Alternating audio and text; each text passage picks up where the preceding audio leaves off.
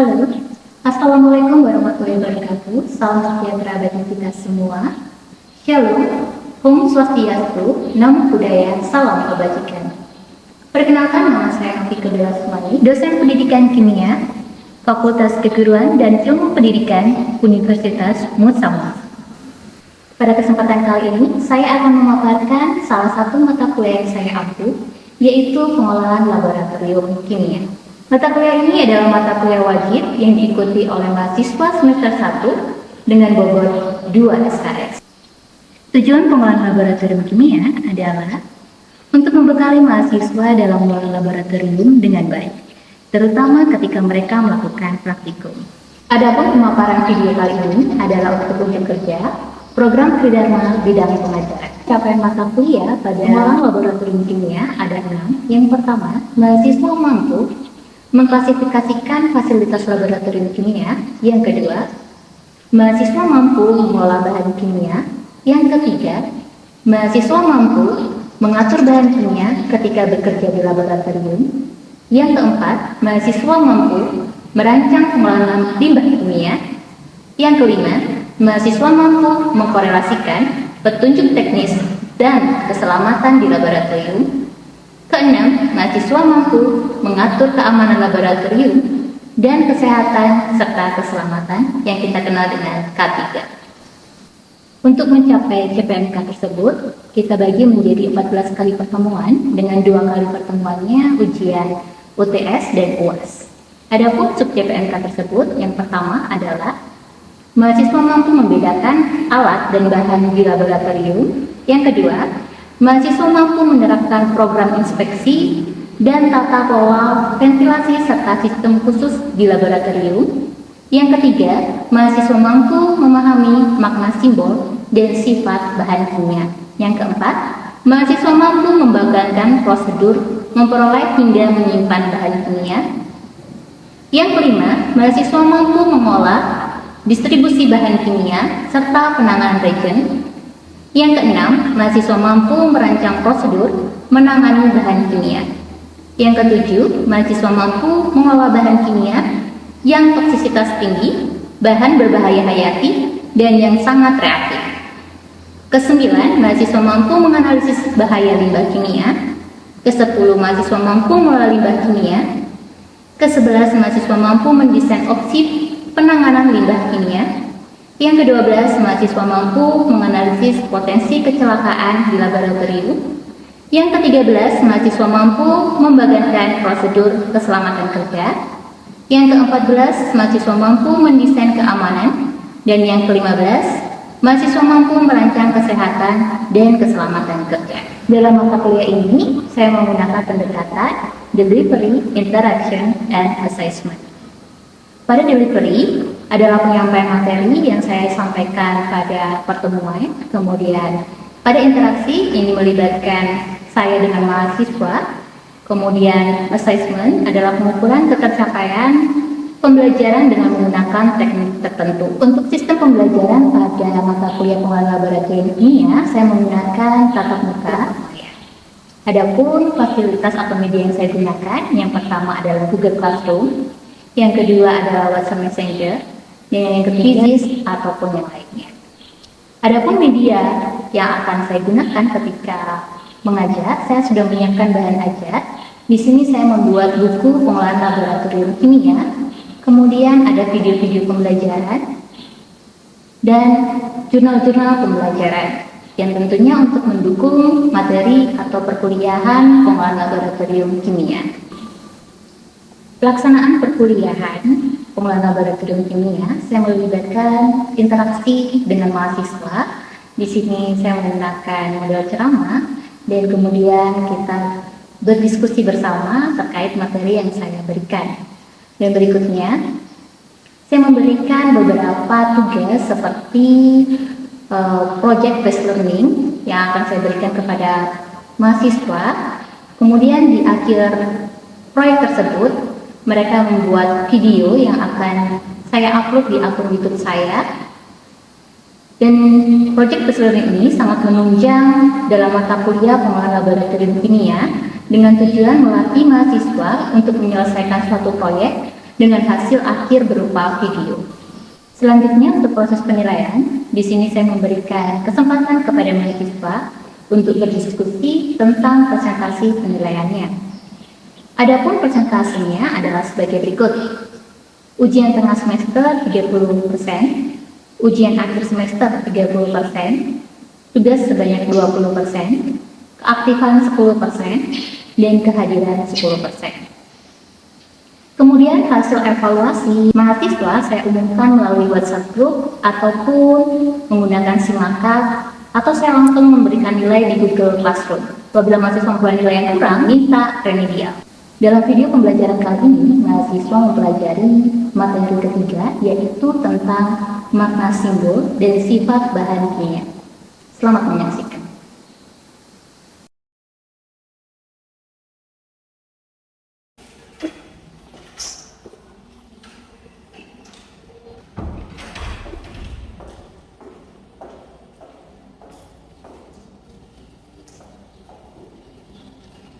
Halo semuanya. Halo. Bagaimana kabarnya hari ini? Puji Tuhan. Semoga semuanya dalam keadaan sehat ya. Amin. Oke, kita jumpa lagi di mata kuliah pengelolaan laboratorium kimia. Sebelum kita mulai dengan doa terlebih dahulu ya. Baik, sebelum kita mulai perkuliahan, marilah kita berdoa. Berdoa mulai. Auzubillahi minasyaitonirrajim. Bismillahirrahmanirrahim. Rabbi zidni ilmi warzuqni fahmah waj'alni minal muslimin. Amin. Berdoa selesai. Selamat pagi. Pagi luar biasa, cerdas, semangat, kimia untuk saya. Oke, terima kasih Rifda. Silakan duduk kembali. Nah, kita udah biasa ya kalau kita ngomong makna simbol kimia. Sudah pernah lihat kan simbol kimia itu apa aja? Coba, ada yang tahu apa simbol kimia? Oksi, gambarnya? Tengkorak, ya gambarnya tengkorak ya. Terus apa lagi? Coba. Terbakar, ya. Terus apa lagi? Korosif, ya. Nah, jangan lupa di buku ini kita masuk di masih bab 1 di pertemuan ketiga ya. Kalian bisa lihat kemarin kan kita sudah belajar tentang ini ya. Apa sih yang dimaksud dengan peralatan laboratorium kimia itu apa aja sih ya? Masih ingat ini apa kemarin? Ini ya, ini apa? Nanti diingat-ingat lagi ya, di buku ini sudah ada fungsinya juga. Nah, untuk bahan kimia ini salah satu simbolnya nih. Ada yang tadi ngomong yang terbakar ya Bu, ya ini ya. Jadi kita hari ini mengetahui makna simbol kimia dan sifat bahan kimia. Nah, ini adalah contohnya, contoh dari bahan kimia yang ada simbol-simbolnya. Nah, simbol tadi ya berguna agar setiap kalian itu lebih waspada, lebih berhati-hati ketika menggunakan bahan kimia. Kita mulai dari eksplosif. Ya, gambarnya apa nih sekarang nih kalau kalian lihat nih? Gambarnya apa nih? Bom meledak gitu ya. Tadi tuh berarti dia udah meledak.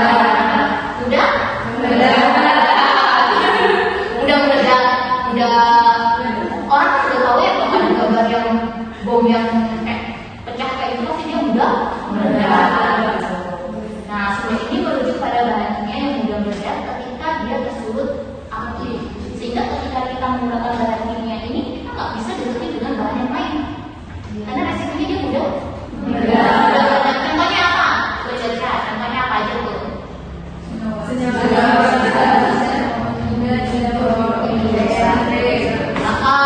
yang berhubungan sama kayak kembang api gitu kan ya, itu yang mudah meledak. Pencegahannya bagaimana? Tadi hindari tabrakan, ancaman dari sekitar. Cerita kami di sini ya, yang gambar bom Eksplosif ya. Sekarang ini gambar apa? Api ya, api mudah, apinya mudah terbakar. Nah, kalau mudah terbakar, contohnya apa? Ternyata dibagi lagi dia ya. Mudah terbakar dibagi lagi menjadi 4 bagian apa aja?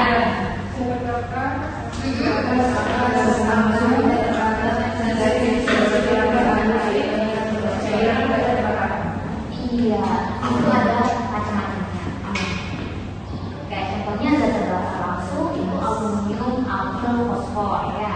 Gas amat mudah terbakar itu juga gampang banget terbakar ya. Kalian biasa udah langsung terbakar.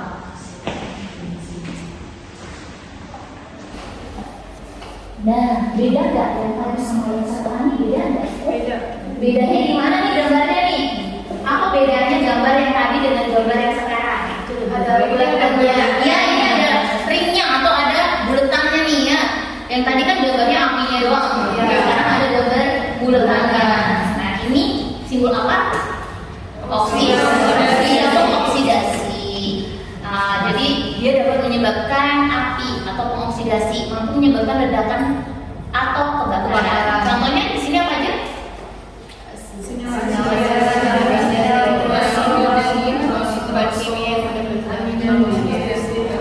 Sebenarnya hampir sama ya, tapi kita harus bisa membedakan simbolnya. Oh, yang ini dia tadi kita sudah bahas juga ya, eksplosif, yang gambarnya bom api tadi apa? Bom yang terpecah apa ya namanya? Apa itu namanya? Terpecah ya. Yang meledak juga kayak jadi serpihan-serpihan kayak gitu ya. Kemudian ada yang terbakar api, kayak api unggun gitu ya, gambarnya simbolnya. Kemudian ada kalau oksidasi ingat ada bulatan normalnya atau bakso ya, adanya bakso oksidasi. Kemudian tadi ada apa? Ada beberapa lagi selain ini. Nih gas. Ini tuh kayak gambarnya juga sih kayak kalian bikin roti. Iya, gulung gini. Itu sebenarnya gas bertekanan ya simbolnya itu ya. Kalau kalian kan ini kan simbol bahan roti bukan ya. Kalau dalam ini bukan roti untuk roti tapi ini gas di bawah tekanan. Jadi artinya dia berisi gas di bawah tekanan sehingga dapat meledak jika dipanaskan. Jadi kita perlu hati-hati ketika kita menggunakan suatu bahan kimia. Ada yang sifatnya ya, ada yang tadi meledak, terbakar,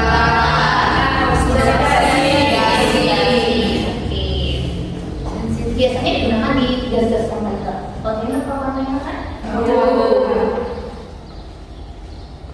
Nah ini nih. Terus tapi jangan dibuat kayak gini juga ya, nanti kalian pas coba. Kurang berjasa banget ya. Jangan ya. Oh ya, untuk membuktikan aja Bu. Tangannya bisa langsung gitu nggak sih Bu? Apa bintang nanti? Jangan ya. Ini adalah korosif. Artinya simbolnya korosif. Jadi ketika dituangkan di bahan kimia dituangkan di tangan dia akan menimbulkan korosif. Kemudian simbol ini contohnya apa aja? Asam sulfat. Caranya bagaimana?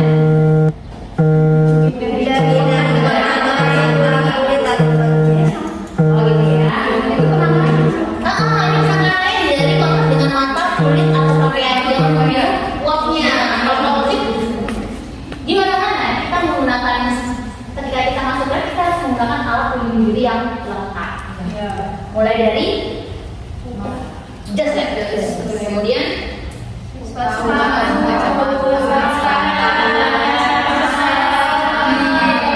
pokoknya dia harus lengkap. Kemudian di sini ada simbol racun. Ya. Jadi kalau teman kalian toksik banget loh, ya ini simbolnya beracun ya. Contohnya adalah asam sulfat dan bromurium. Kemudian simbol tanda untung itu ada seru, ada AI,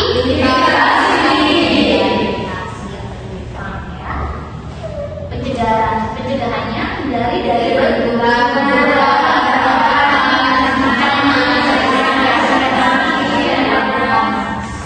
Nah, tadi kalau kita lihat garisnya tadi itu nggak hanya simbol dari garis tadi ya, nggak hanya itu, tapi ada simbol lainnya yang menunjukkan seberapa bahayanya sih, ya, seberapa bahayanya sih bagi kesehatan. Nah, itu diatur oleh bukan kami jauh, bukan, tapi kami ada material identifikasi adalah sistem identifikasi dan berbahaya, di mana suatu sistem yang dirancang untuk memberikan penjelasan tentang evaluasi bahaya.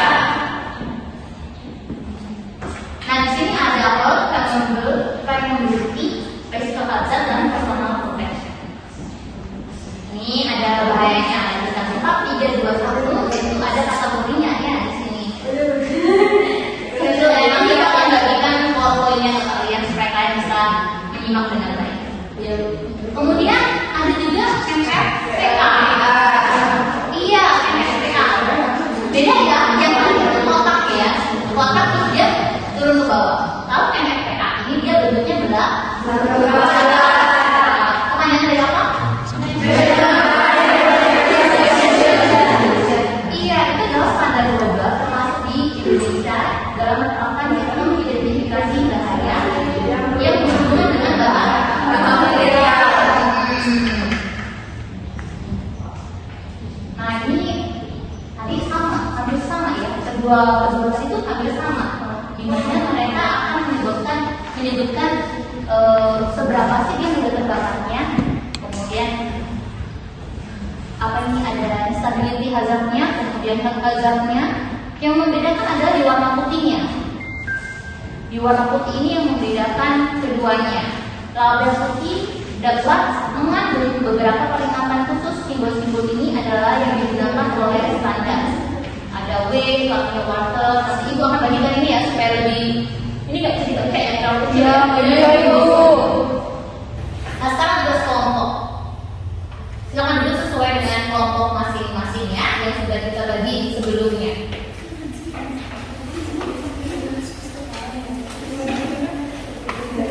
Oke, baik, karena sudah sesuai kelompoknya, maka itu akan bagi tugas. Nah, di sini ada label ya, ada label dan ada namanya nih, acetic anhydride.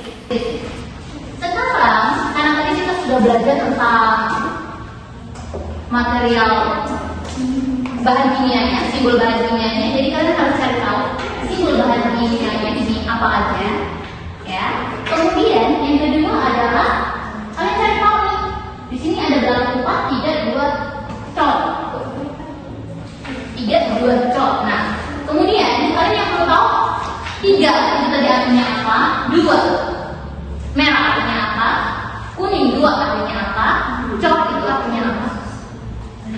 Ya, bisa dipahami ya, Ibu. Oke. Ibu beri waktu. Nanti di sini tugas akhirnya adalah kalian membuat video. Ya, setelah ini Ibu akan pilih video yang terbaik yang akan ditampilkan. Begitu ya? Bisa dipahami? Oke.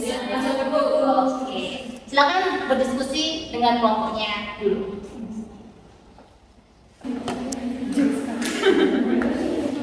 Jadi di situ ada simbol-simbolnya kan ya?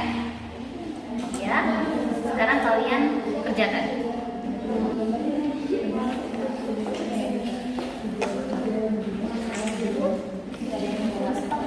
Jadi kalian rangkum simbol itu artinya apa.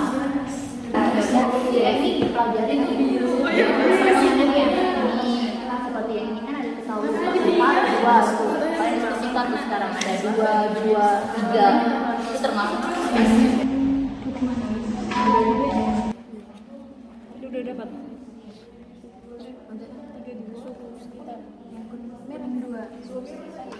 Yang besar pada tekanan dan suhu tinggi. Oke, baik, Ibu rasa cukup ya waktunya udah berjalan. Udah ada yang selesai? Sudah. Oke, kalau gitu sebelum buat videonya kalian presentasikan dahulu ya yang udah kalian kerjakan pada hari ini. Silakan, siapa yang mau presentasi? Oke, kelompok 1 ya. Silakan kelompok 1.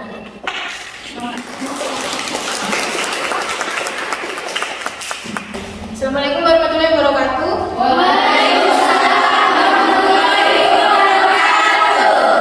Baik, selamat siang untuk kita semua. Shalom.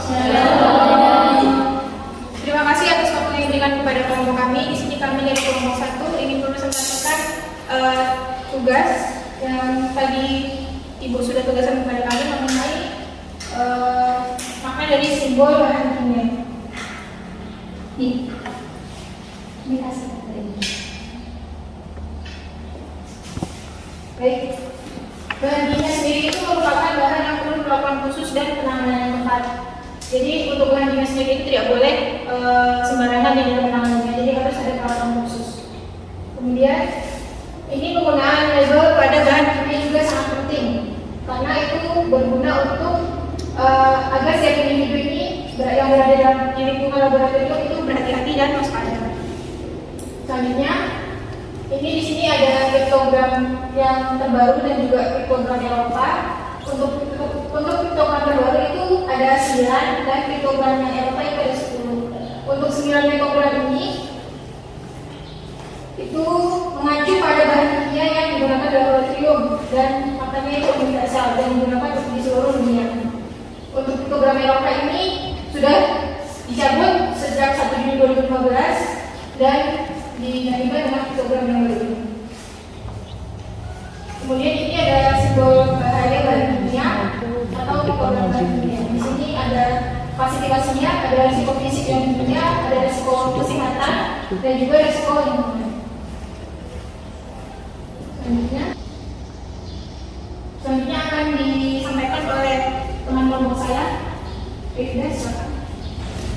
Baik, di sini saya akan melanjutkan asetik anhidrit adalah asetik muncul sebagai cairan bening tak berwarna dengan bau cuka yang sangat kuat. Nah, di sini digunakan untuk membuat serat, plastik, obat-obatan, pewarna dan bahan-bahan peledak lainnya.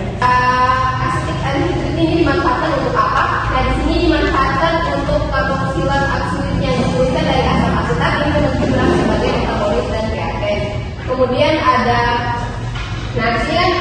ada beberapa simbol-simbol yang berbahaya dalam anhidrid asetat tersebut. Nah, di sini ada mudah terbakar, terus ada korosif, terus ada iritasi. Korosif terhadap kulit dan setiap kontak yang langsung akan mengakibatkan luka bakar yang parah. Terus karena reaktivitasnya terhadap air dan alkohol. Busa atau karbon dioksida lebih disukai untuk pemadam kebakaran. Dua anhidrida asetat sangat berbahaya. Kemudian di sini ada ini simbol-simbolnya. Di sini dia berperan sangat berbahaya. Terus dia pernyataan berbahayanya ada H22NA. H22NA ini merupakan flammable atau flammable liquid. Kemudian ini pengaplikasiannya. Di sini arti simbol pada NFPA itu ada kesehatan yang berwarna biru, simbolnya 3, sedikit paparan dapat mengakibatkan luka sementara atau luka residual sedang yang serius. Terus ada mudah terbakar yang berwarna merah dengan simbol 2, harus dipanaskan secara sedang atau dipaparkan ke suhu sekitar yang lebih tinggi sebelum pembakaran bisa terjadi, misalnya diesel. Terus ada reaktivitas yang berwarna kuning, simbolnya juga 2, mengalami perubahan kimia yang besar pada tekanan dan suhu tinggi, bereaksi keras dengan air atau dapat membentuk campuran kemudian akan dijelaskan oleh teman saya. Selanjutnya ada APD atau alat pelindung diri yang diperlukan seperti baju lab, sarung tangan, kacamata, sepatu, dan masker. Tidak perlu takut bekerja dengan bahan kimia asalkan kita tahu aturan dan fokus dalam bekerja. Sekian dan terima kasih dari kelompok kami. Mungkin ada tambahan dari teman-teman lain. Silakan. Oke, sebenarnya kita beri aplaus dulu.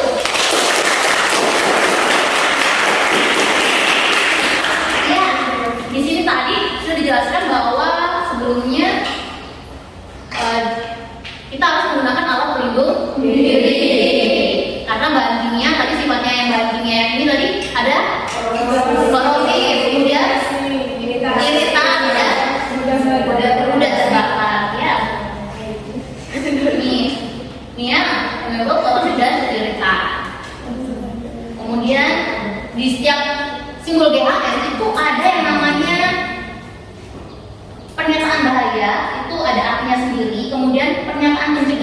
bagaimana cara mencegahnya? Banyak ya. Setiap simbol itu punya arti sendiri-sendiri. Ini artinya banyak banget. Dan tadi simbolnya adalah berapa? Berarti dia termasuk NFPA. Iya, NFPA. NFPA simbolnya belah ketupat. Ada 3 warna biru, 2 merah, 2 kuning, dan yang warna putih simbol, ya simbol. Yang artinya tadi korosif. Jadi bahan ini sangat korosif. Tadi udah dijelaskan. Sekarang ada tanggapan? Sudah cukup jelas? Sudah cukup. Oke, kalau sudah cukup jelas, silakan duduk. Kita beri pos sekali lagi ya.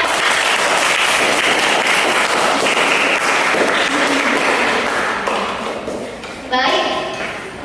Itu tadi adalah salah satu presentasi dari kelompok 1. Nah, kelompok yang lain segera menyelesaikannya. Kemudian jangan lupa dibuat dalam bentuk video. Dan nanti kirim ke Google Classroom yang udah Ibu bagikan. Siap Ibu. Oke. Jadi hari ini kuliah kita sampai di sini. Ada yang ditanyakan lagi? Tidak ada. Cukup? Ya, minggu depan kita kuliah seperti biasanya dengan materi yang berbeda. Dan otomatis kalian sudah wajib menyelesaikan tugas. Oke, kita tutup kuliah kita pada hari ini dengan doa juga. Silakan yang memimpin Fadilah.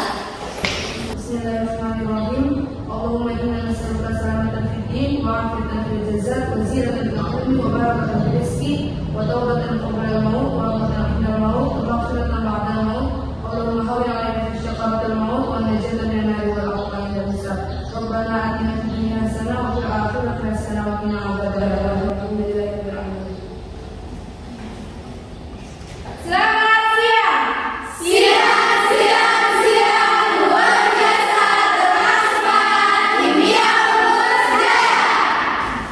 Oke, baik, terima kasih untuk pembelajaran hari ini sudah selesai sampai di sini. Minggu depan kita akan belajar bab 2 ya. Di ini ya, mengolah bahan kimia. Sampai jumpa minggu depan. Terima kasih.